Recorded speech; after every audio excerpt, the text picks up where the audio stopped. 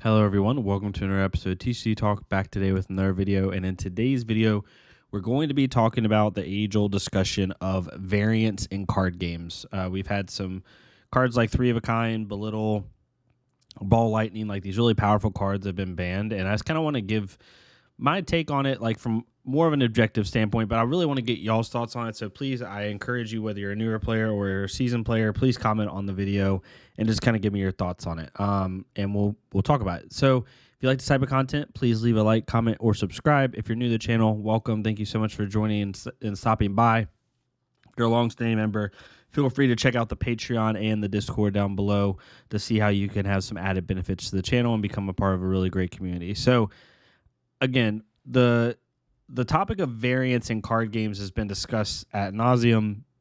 So I'm going to try to do like a really like variance light discussion and get my thoughts on it, but also just kind of talk about as variance pertains to Flesh and Blood and what part of variance I think is okay and what part of variance I think isn't. So for anyone who's not 100% sure what variance is if you have a variance in a card game, it's basically like you have swingy turns that really come down to the luck of the draw, or they come down to like some type of casino-like element that you don't have as much effect over. Like if they draw this, they win type thing.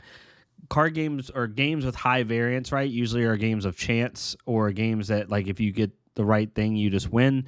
Games like Uno is probably like the highest variance example I can think of, right? Like if your opponent draws 2 draw 4s and they hold a wild in hand, nothing you can do about that, right? Like you just lose, or it's very high chance to lose. However, that game has such high variance that you can actually come back, right? But Uno is a good example of a generic card game with high variance. A more competitive based like card game, I think, or competitive format, I could say, is like Legacy and Magic, or competitive Commander even in Magic has really high variance. There's these crazy power cards where it's like, if I draw this combination of cards, I win the game. There's nothing you can do about it. You lose. And then you have stuff with low variance. Now, a good example, in my opinion, of a low variance game, it's not a card game, but a low variance game is chess. Chess is extremely low variance. All the pieces are on the board. You know exactly what each piece does. You can see exactly where each piece is going to go, and you can think ahead, right? All the variance is left on the player, the decisions of the player. So you could call that variance, but it's not really variance. The game itself has quite literally zero variance, right? There is no like, if I do this move, I win type thing, right? It's all on the player. So there's extremes to both. Generally in card games, having a little bit of variance is a good thing, right? As highly competitive card gamers, we want to be able to play power turns. We want to feel like the deck is doing something, right? Like you have these decks, like there's really low variance decks in my opinion that are even the lowest of variance of decks in Flesh and Blood, which in my opinion, some of the lower variance decks are Axis Dory is a super low variance deck. It's very mid-rangey. You have decks like mid-range Dash, super low variance, right? Like you have these slight power cards like with like high octane stuff, or with Spill Blood with Axis Dory. But overall, those decks, like, you know what they're going to do. The deck really comes down to calculating how much can I block versus how much damage can I deal, when do I wait for my turn, so on and so forth, right? They're very low variance decks. Then you have the high variance decks, like Chain was a big one, Briar was a big one, with Cheerios, Briar, Bravo Star of the Show. These decks that have cards in them, like pre-Ball Lightning ban with Briar, and even Channel Mount Heroic now, where it's like, if I draw 1 or 2 of these early game, I pretty much win the game, right? And so there's a balance of it. If you have too high a variance, then people feel like they're not in control of the game. And even though it is fun from a casual standpoint to play these crazy spiky turns, from a competitive standpoint or even a semi-competitive standpoint, it gets really old really fast, right? Everybody's just going to be running the casino deck, and games really don't matter. It's really just comes down to draw sequence. And that gets fun for like a month or two, and then it gets really bad. Low variance, like super low variance, also is bad because people think it's really cool at first until you actually play a low variance meta for like 6 months. Unless you're super analytical and a super big like nerd when it comes to that stuff, which some people are, hence why chess is so popular. you're not going to like that. And typically card gamers don't like that. They want a little bit of variance. They want to feel like they have power cards. They want to feel like the deck's doing something. They don't want to have to do a math equation every single time. And since it's not like chess where you can't see your opponent's deck at all times, then it gets a little bit more stale. So low variance can get really stale. So what does that mean for Flesh and Blood specifically? So I have a couple cards here that I want to give examples of that had high variance to them, that created high variance in games, but also I want to give comparisons of like cards that are spiky cards that help, but don't break the fundamental rules of the game. I think there's tons of variance, high variance or semi-high variance cards in this game, right? Like, for example, Crippling Crush. If a Bravo draws that, it can swing the entire game, right? However, the difference between a Crippling Crush and like a Belittle, even though they're completely different like use cases, is that Crippling Crush doesn't break the fundamental rules of the game. When I think of Flesh and Blood, I think there's three fundamental things that you cannot break. You can't break the fundamental rules of resource management, right? In this game, it's unique, different than any other card game where every card, other than like an instant, like these one-off cards, right?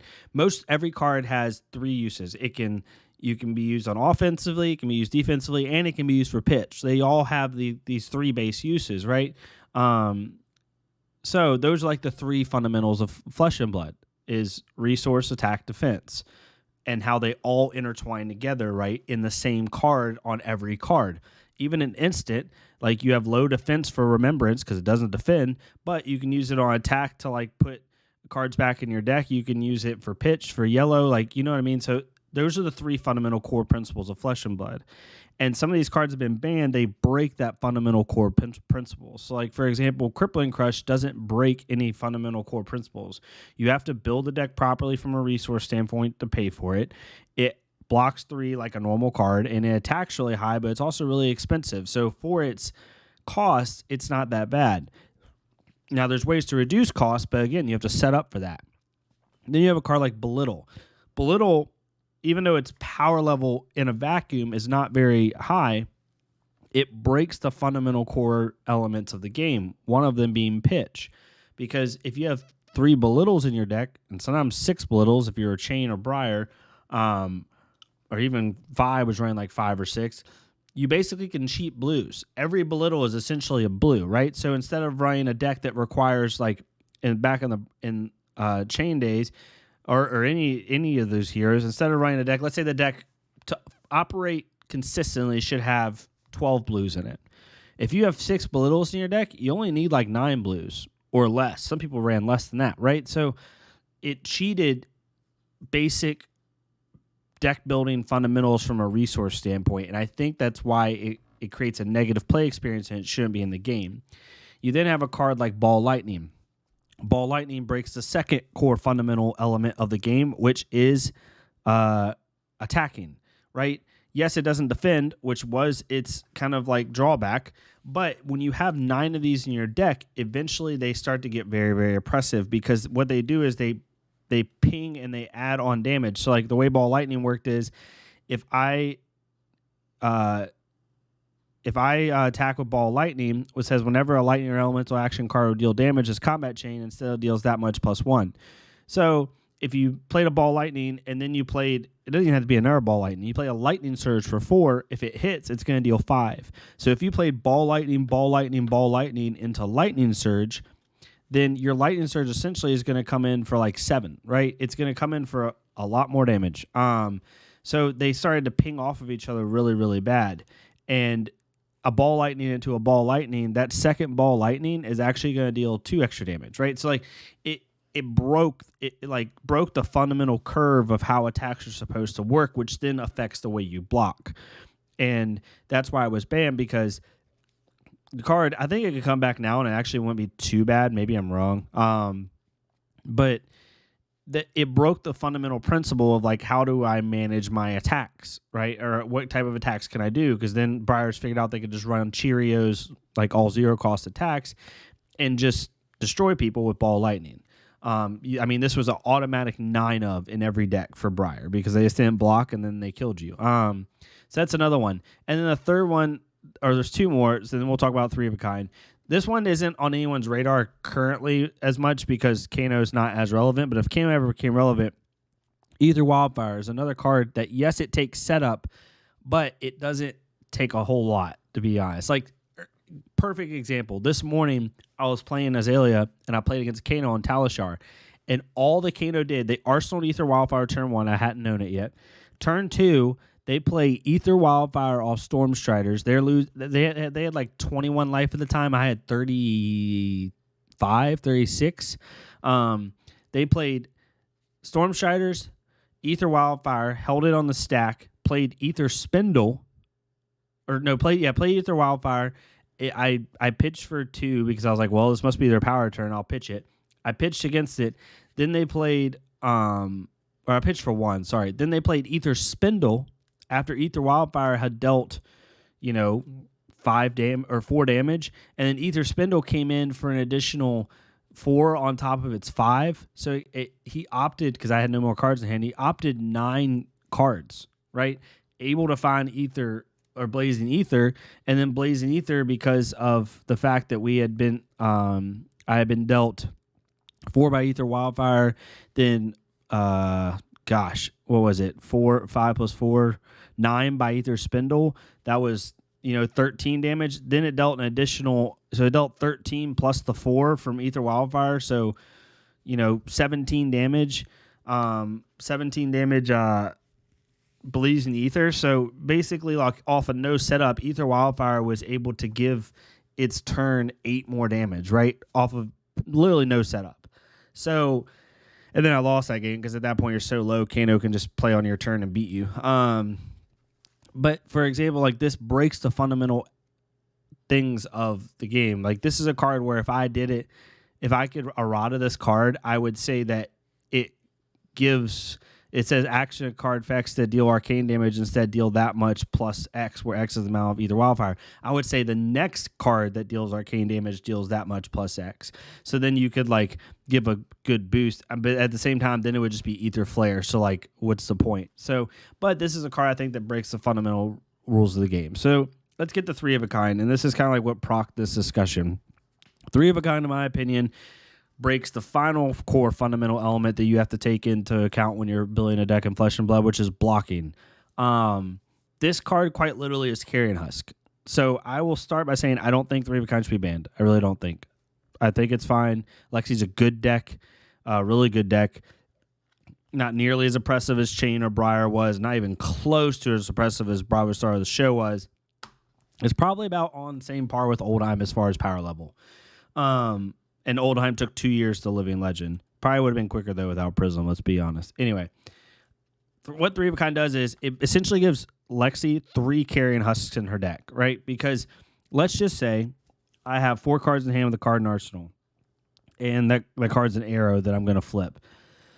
And I have 2 arrows that are 3 blocks. I have a pitch card, and then 3 of a kind. You essentially can block with, let's say they attack you with Spinal Crush. Really, really good attack, right? For 9. And you have 2 arrows, 3 of a kind, and a blue pitch.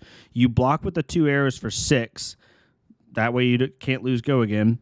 And then you play 3 of a kind out with your pitching your blue, draw 3 cards, have 2 resources with the arrow in hand, with the arrow in arsenal. Which in a Lexi deck, a good tuned Lexi deck, means you just drew into 2 arrows. So essentially you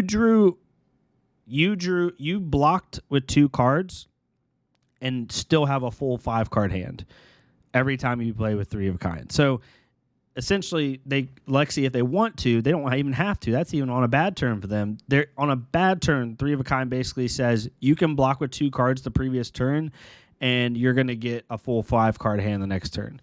And so it's breaking the core fundamentals of how blocking works in Flesh and Blood. In my opinion, there shouldn't be a card that you can have as 3 of that allows you to essentially block for 6 with no like downside. You essentially just say, I'm a block for 6.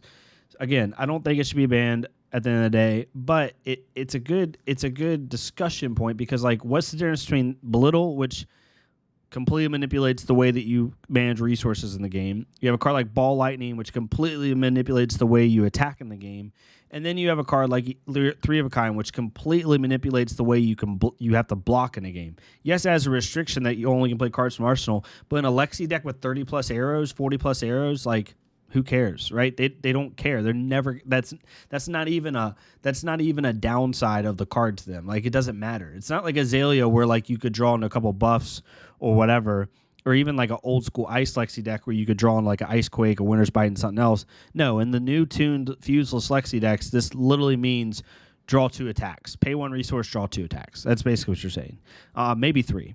And yeah, so that's just my thought on it. I want to see what y'all's community thoughts are on it. I don't think it should be banned. I really don't.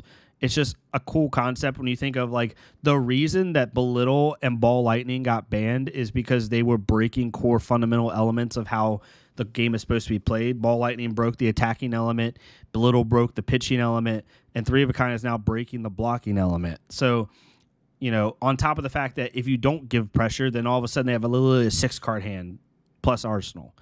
And with Bullseye Bracers and Snapdragon Scalers, it means they can hit you for 4 or 5 arrows, depending on what their arrows are. So, yeah, just to kind of get your thoughts on it. I thought it was an interesting discussion. Definitely want to hear the community's thoughts. If I'm just totally off base, let me know if my thought process doesn't make sense. I'd love to hear what your thoughts are. But again, if you like this type of content, please leave a like, comment, and subscribe. If not me, it's totally fine. Go to our Fleshbug Creator, leave a like, comment, subscribe on their stuff.